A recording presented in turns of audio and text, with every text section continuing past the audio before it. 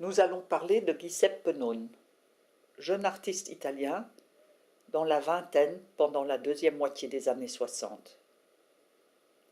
Ici, un travail de 1970, Renverser son regard, lentille de contact en miroir, manifeste pour Penone ce que c'est qu'être artiste dans un temps où la définition de l'art est questionnée. Il s'aveugle et regarde son intérieur, son corps, son esprit. Son geste déclare que ce n'est pas sa vision rétinienne, mais sa vision intérieure qui est la source pour un artiste. Son art n'est pas un objet d'art, mais un processus. Ce n'est pas un acte de création, mais un acte de révélation. Dans la deuxième moitié des années 60, il commence son travail professionnel et s'attache au groupe d'Arte Povera. Alors, je vous emmène d'abord dans un voyage dans cette période. Pendant les années 50-60, l'Italie connut une période d'industrialisation et de croissance économique rapide, connue sous le nom de Miracolo Italiano, le miracle italien. Tout est possible. Mais dans la deuxième moitié des années 60, la récession économique commence et le miracle prend fin.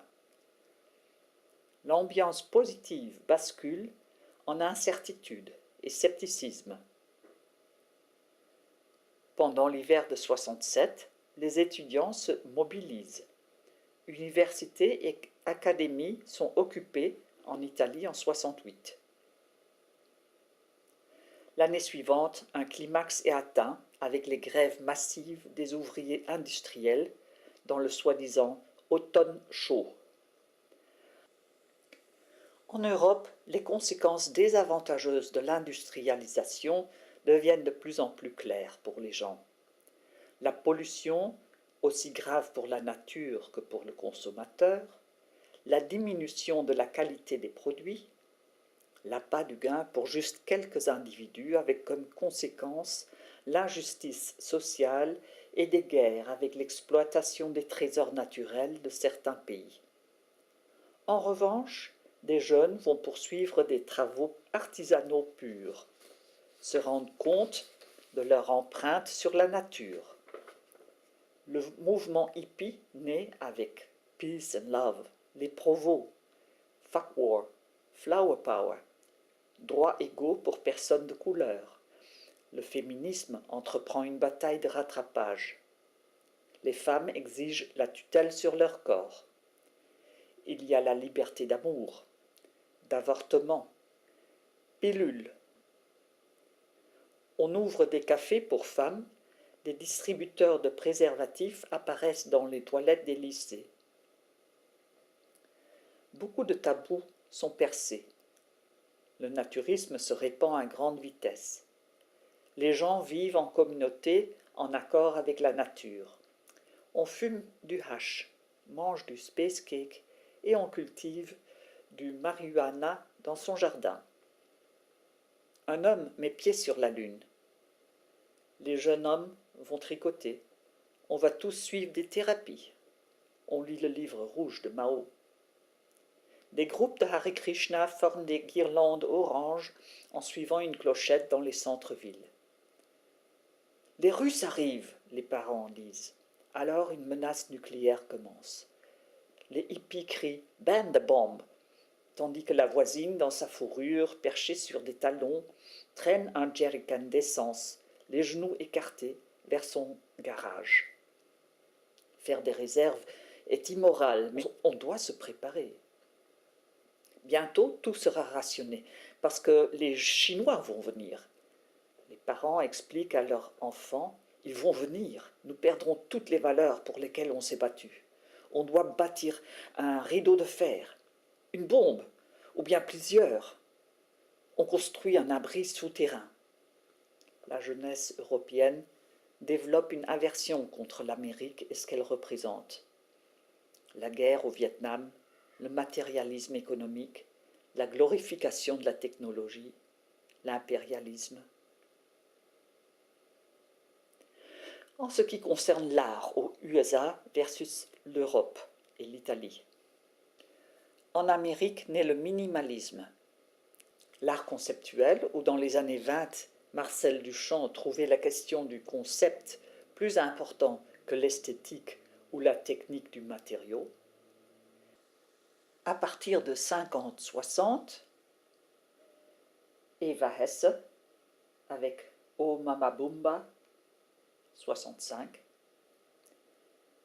Richard Serra, House of Cards, 68-69. Plomb, 1,20 m sur 1,20 m, 4 fois. Marcel Broodhaars, Casserole et moules fermés, 64. Gilbert and George, Sculpture vivante, 60. Yoko Ono, 4 Piece, une performance en 64, et tant d'autres. En Europe, le penchant pour la liberté, l'indépendance, le renouvellement se traduit dans l'art sur tous les plans, à partir de la musique via la sculpture, littérature jusqu'au théâtre. La musique est un podium bien utilisé pour protester. Les textes lient les groupes de jeunes. La liberté de l'improvisation est en vogue.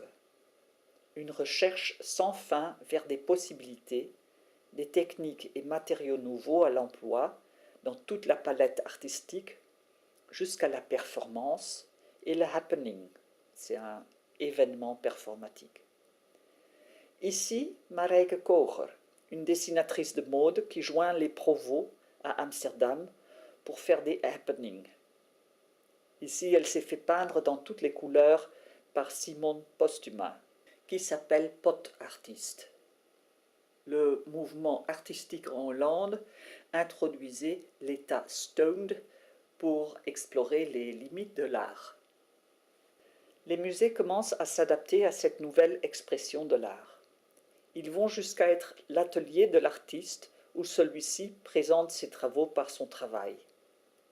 La photographie et le film jouent un grand rôle, entre autres pour garder la trace des travaux éphémères. Le musée change d'un bâtiment respectable où on garde une collection de chefs-d'œuvre plus ou moins en permanence, les tableaux accrochés au mur, les sculptures sur des socles, en un lieu ouvert à toutes les nouvelles expressions en développement, l'éphémère et l'expérimentation. Au Whitney Museum, le Trisha Brown Company utilise les murs pour y marcher en 1971.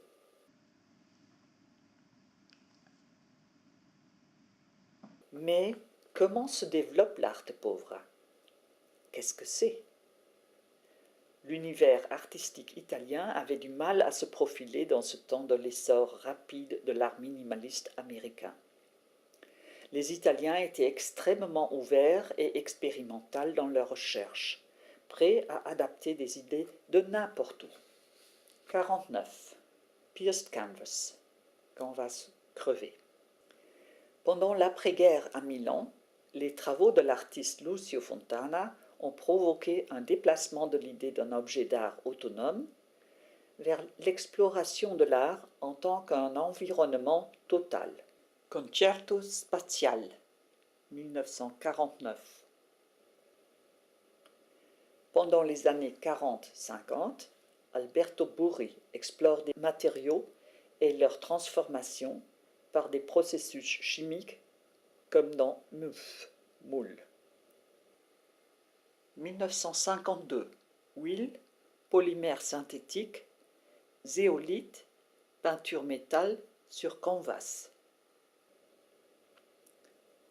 Ettore Colla utilise du fer récupéré dans les années 60. Genèse 55. Carla Accardi produit des tentes, où on voit déjà les igloos de Mario Merz. Ici, Iglo con pianta, 69. Et dans le cube de Fabro.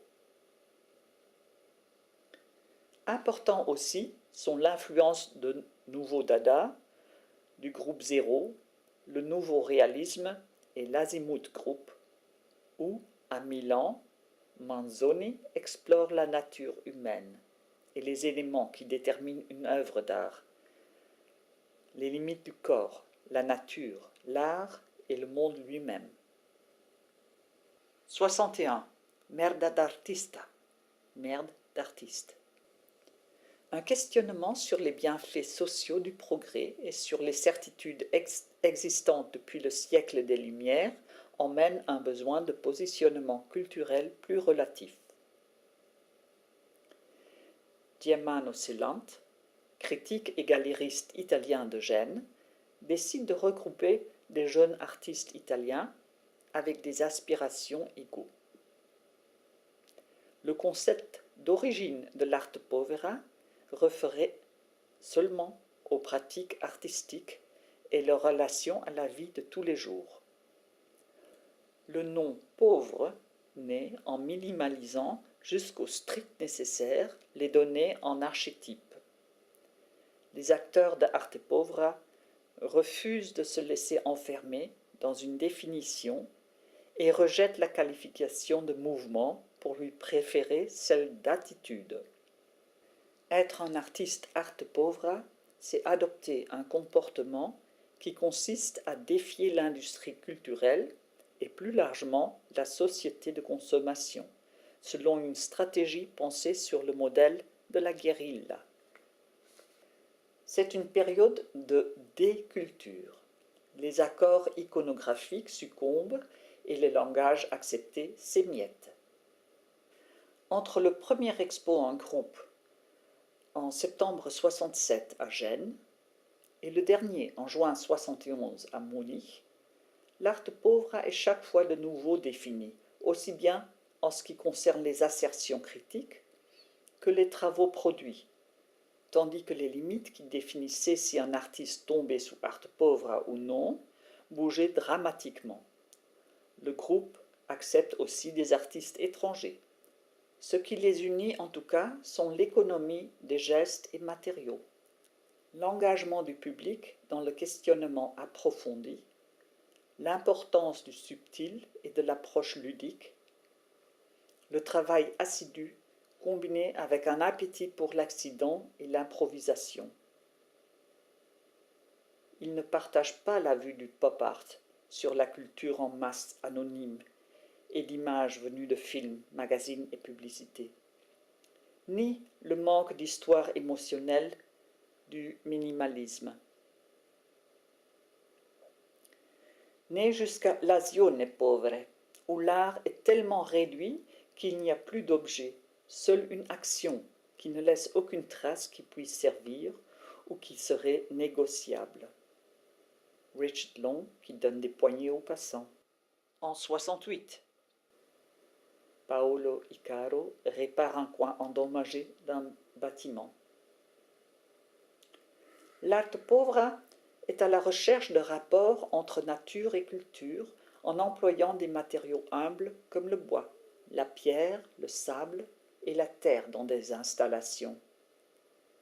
L'artiste s'inspire de processus naturels comme le développement d'une plante, la réaction chimique d'un minéral, le comportement d'une rivière, de la neige, l'herbe, la terre, un poids qui tombe. Il s'identifie avec pour subir la magie des choses vivantes. Ce sont les mots de Celant dans son livre Arte povera.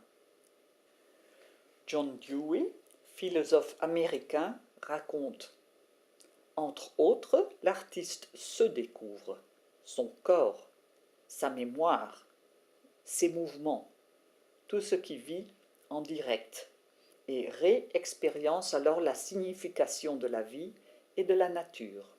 Signification qui comprend, suivant Dewey, le sensoriel, le sensationnel, le sensitif, le sensible, le sentimental et le sensuel.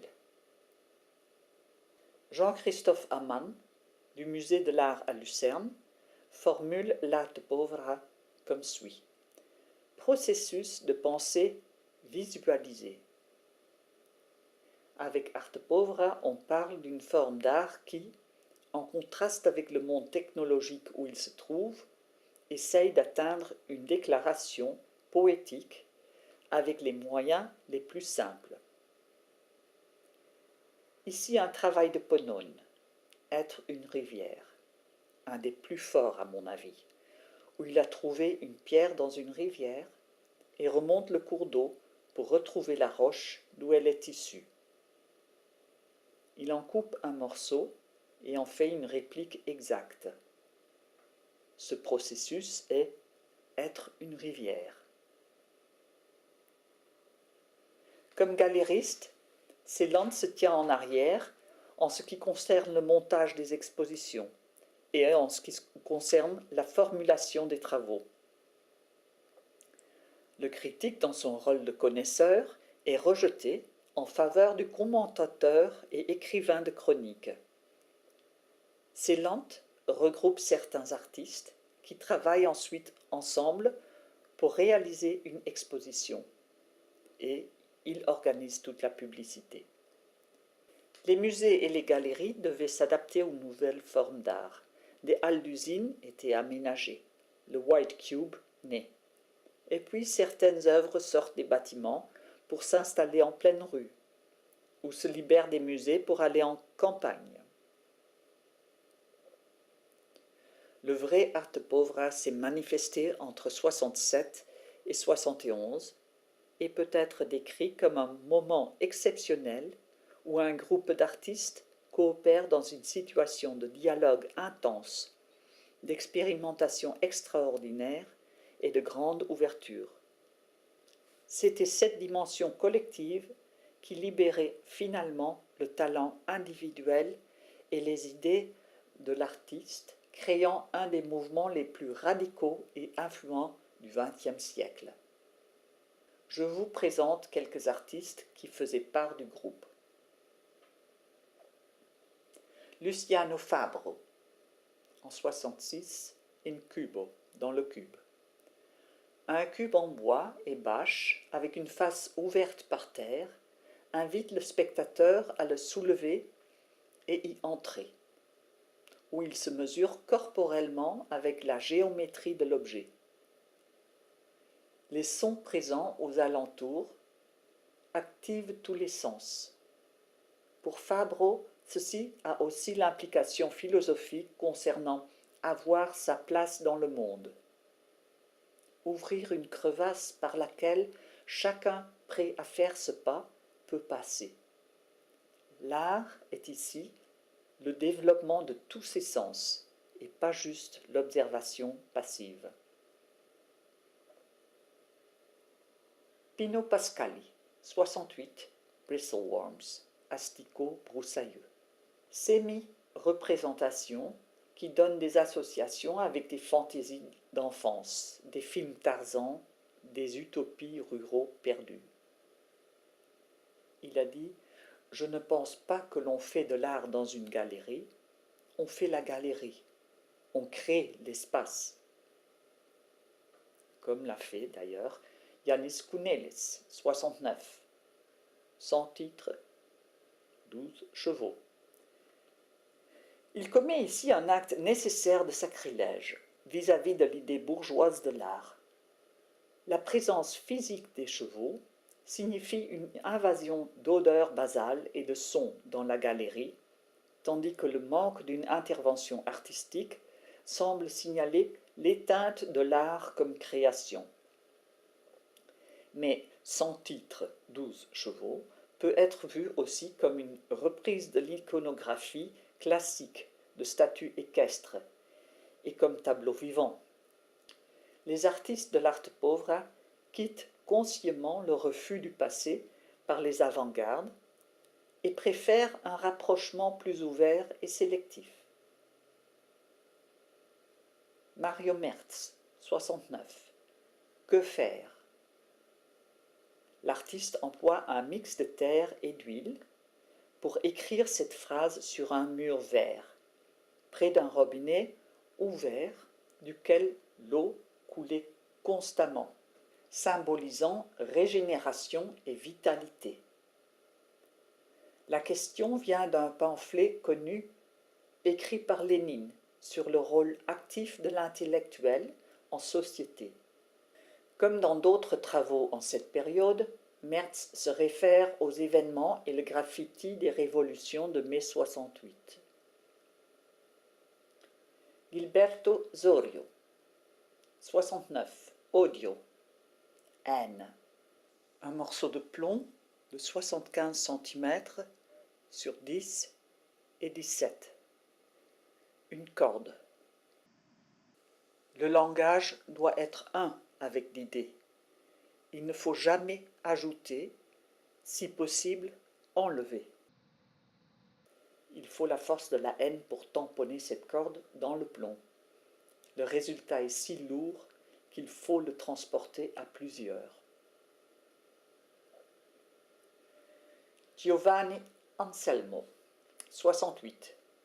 Structure mangeante.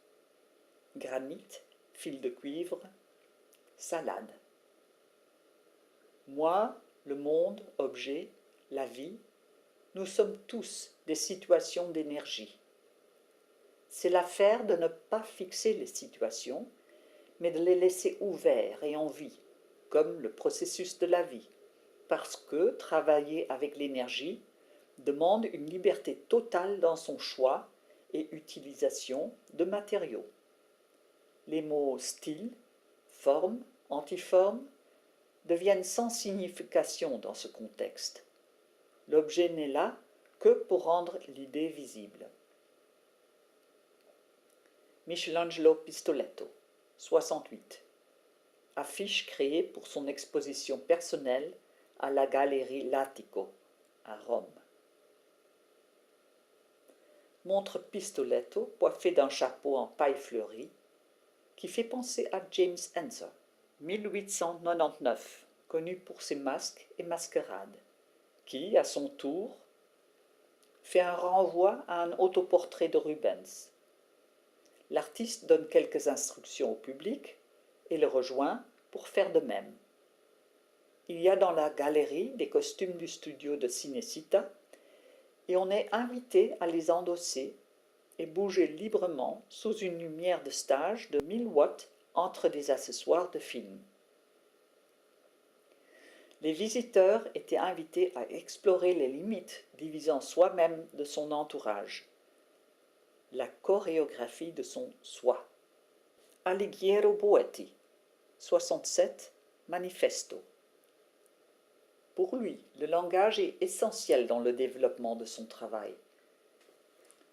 Dans ce manifeste, Boetti cherche à frustrer délibérément les attentes à la transparence, explicité et communication directe avec le public, en optant pour l'opaque, l'ambiguïté et l'utilisation d'un code très privé, secret et lisible pour lui seulement. Il doit y avoir une manière à savoir les lire.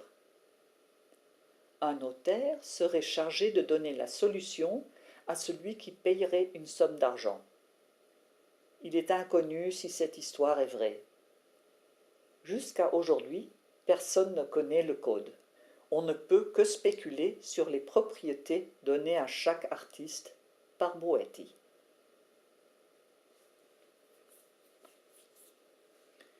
Après l'arte povera, le monde de l'art a mis longtemps à reconnaître la signification et donc l'influence de l'arte povera. Plus simple à décrire en termes généraux qu'en explorant en détail. L'arte povera combinait des pratiques très différentes sous un chapeau. Aujourd'hui, bien des artistes contemporains sont influencés par ce groupe de joyeux jeunes artistes rebelles. Sarah Lucas, Mum Mum, 2012. Miroslav Balka, Pesanteur, 80 sur 140 sur 80. Sildo Mireiles, Coca-Cola Project, en 70. Gabriel Orozco, Haleine sur piano, 1991. In His Infinite Wisdom, 2003. Dans sa sagesse infinie, Damien Hirst.